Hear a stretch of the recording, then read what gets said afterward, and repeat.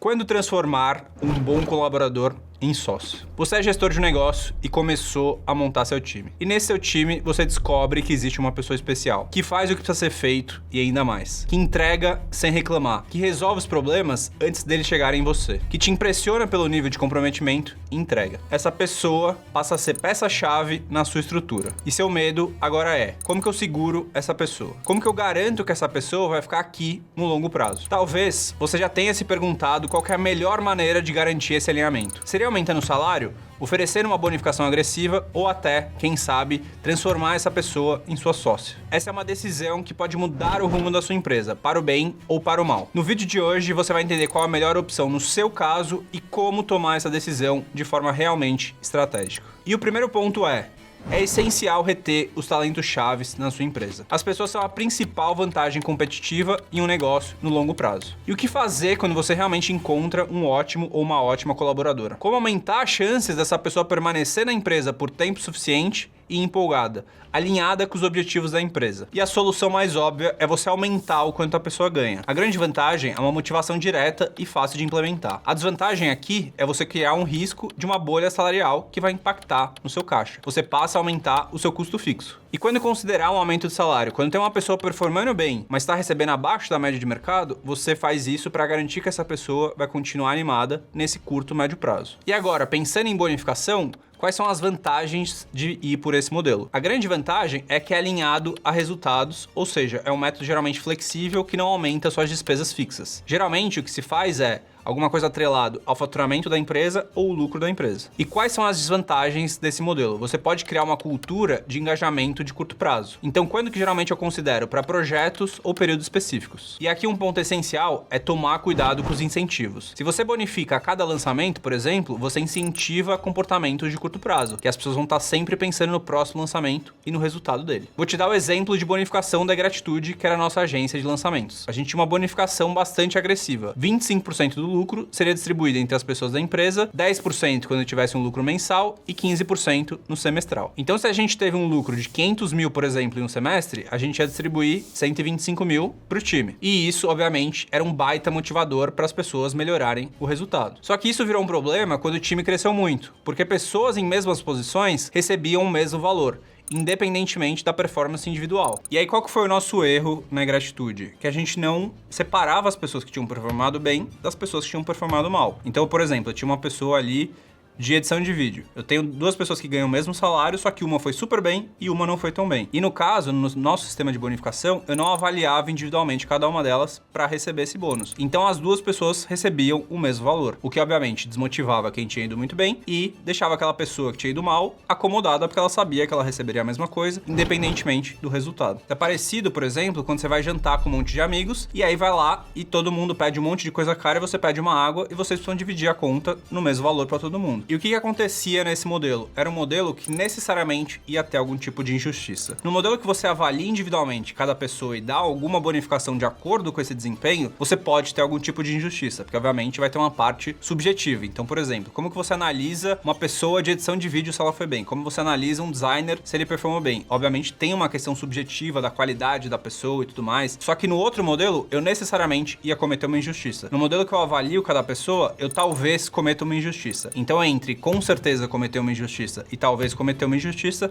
eu prefiro esse segundo modelo. E uma recomendação super importante: sempre crie sistemas de bonificação simples. As pessoas precisam entender com muita facilidade como funciona. Se você criar uma tabela que a pessoa não entende nada, vai ser muito difícil você conseguir esse comprometimento no médio e no curto prazo. E antes de falar quando vale a pena trazer um sócio para sua empresa, eu quero te pedir para dar like e se inscrever no meu canal. Dessa maneira, meu conteúdo chega em cada vez mais pessoas. Tem uma empresa de tecnologia chamada Fairchild, que foi a primeira startup de chips do Vale do Silício. Em 1957, os investidores da empresa ofereceram aos fundadores um novo tipo de compensação: stock options, ou opções de compra de ações. E na metade da década de 70, investidores em startups financiadas por Venture Capital começaram a oferecer opções de ações a todos seus funcionários. E essa parecia uma ideia muito radical. Mas por que eles faziam isso? Primeiro, as startups não tinham muito dinheiro e não conseguiam competir com grandes empresas em termos de salários. Então, eles ofereciam baixos baixos salários, mas um alto potencial de retorno com as ações das empresas. Isso era interessante para os funcionários porque eles calculavam que seu trabalho poderia melhorar as chances de sucesso da empresa e um dia essas opções poderiam inclusive torná-los milionários. E o segundo ponto é o alinhamento de interesses. Os investidores apostavam que ao oferecer aos novos contratados uma participação nesse crescimento futuro da empresa, com um horizonte de tempo visível para receber esse dinheiro, os funcionários agiriam mais como donos do que como funcionários e trabalhariam com muito mais afinco, alinhando seus interesses aos dos investidores. E a aposta deu certo. E o terceiro ponto é o incentivo coletivo. Por mais que os fundadores tivessem mais ações que os outros funcionários, eles possuíam o mesmo tipo de opção de ações. Assim, os fundadores só lucravam quando todos os outros também lucravam. E o quarto ponto é que era um funcionamento muito simples. O funcionário recebia uma opção de comprar uma parte da empresa por meio de ações ordinárias a um preço mais baixo do que o de mercado. E aí, se a empresa fosse bem sucedida, o funcionário poderia vender essas ações a um preço muito mais alto quando a empresa abrisse capital, um IPO, ou fosse comprada por outra empresa. E para garantir esse alinhamento de longo prazo, as ações não eram entregues todas de uma vez. Elas eram adquiridas gradualmente, geralmente ao longo de 4 anos em parcelas mensais. Ou seja, a pessoa recebia 1,48 avos a cada mês. E para garantir a permanência dos funcionários, muitas vezes não era possível adquirir nenhuma ação se o funcionário deixasse a empresa antes de completar 1 ano lá dentro. E quando que faz sentido para uma empresa montar esse modelo de trazer novos sócios? Então eu acredito que é muito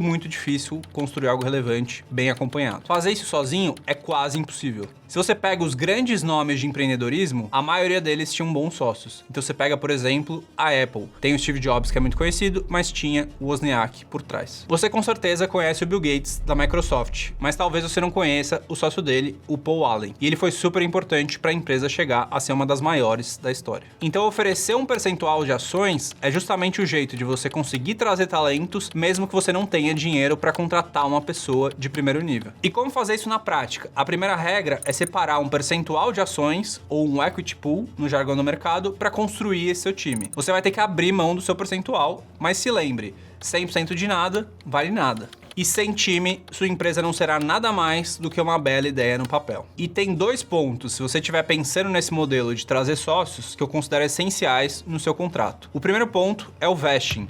É o contrato que veste uma das partes, o sócio ou funcionário, com o direito de receber as ações da empresa. E como isso funciona na prática? Para a pessoa receber, por exemplo, essas ações, você pode estabelecer uma métrica ou metas para esse sócio alcançar que darão direito às ações. Então vamos dizer que você está trazendo o gerente comercial para cuidar da parte de vendas da sua empresa para ser um sócio. Então essa pessoa tem uma meta de vendas de faturamento para conseguir realmente comprar essas cotas mais barato. E como fazer isso na prática na sua empresa? Quem são as pessoas que vão ter direito a ser sócios? Isso é totalmente dependente do que você acredita. Tem empresas que só os diretores vão poder ser sócios. Tem empresas que acreditam que todos os funcionários podem comprar cotas da empresa. Você pega, por exemplo, a Starbucks, que é uma empresa de capital aberto, e os baristas da empresa podem comprar ações mais barato. Então todo mundo tem direito a comprar essas ações. Mas isso é uma escolha própria que não tem como eu te falar qual que é o certo e qual que é o errado. E o segundo ponto para colocar no contrato de sócios é o cliff, que coloca o sócio em um regime probatório. Então você tem um tempo de teste para garantir que esse sócio realmente vai funcionar bem na empresa e garantir que vocês estão alinhados culturalmente. Então, se a pessoa sair antes desse tempo combinado, você pode tirar da sociedade e ele vai perder esse direito de receber as ações desse vesting. Geralmente, o cliff é de 1 ano. E nesse período de cliff, é essencial que você consiga avaliar o trabalho dessa pessoa, como estão as entregas dele, como essa pessoa lida com a sua equipe, se ela tá batendo as metas. Então, avaliar realmente como funciona para que depois essa pessoa vá receber cotas da empresa e realmente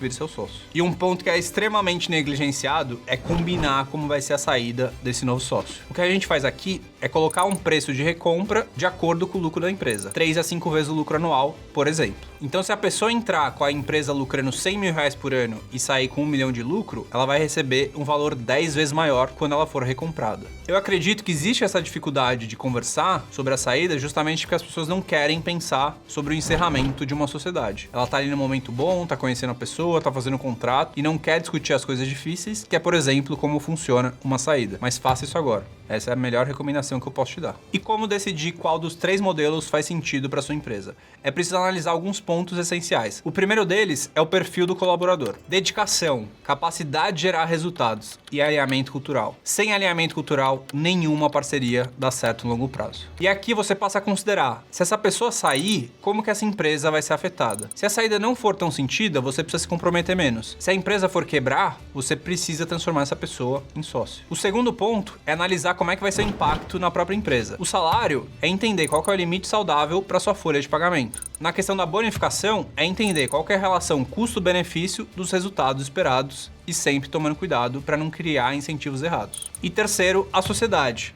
Esse colaborador é essencial para o futuro da empresa? E quais são as vantagens desse modelo de sociedade? Obviamente que existe uma complexidade muito maior jurídica e tem riscos no caso de incompatibilidades futuras. Se o acordo for mal feito, você pode ficar com um sócio que você não quer no seu quadro societário. Então se preocupe muito em fazer um ótimo contrato. E o terceiro ponto é montar um plano de execução de acordo com o contexto da sua empresa. Eu até poderia te dizer que o bônus pode ser de 10 a 20% dos resultados, mas eu não sei exatamente qual que é a sua margem de lucro, qual que é o tamanho do custo da sua folha, quantas pessoas você tem. Então é preciso fazer uma análise totalmente contextual para entender como funciona a sua empresa por dentro. Inclusive, é uma coisa que eu faço dentro da minha mentoria, a Craft Business. Se você tiver interesse em conhecer um pouco mais, me manda um direct escrito mentoria que eu vou saber que você veio daqui. Não existe um único modelo correto. A escolha certa vai depender do perfil do colaborador, da maturidade do seu negócio e dos seus objetivos de longo prazo. Se você não quiser perder seus melhores colaboradores, você precisa criar uma experiência de trabalho onde as pessoas queiram ficar, crescer e se desenvolver. Se você quiser aprender as estratégias que eu uso aqui para reter essas pessoas, eu recomendo fortemente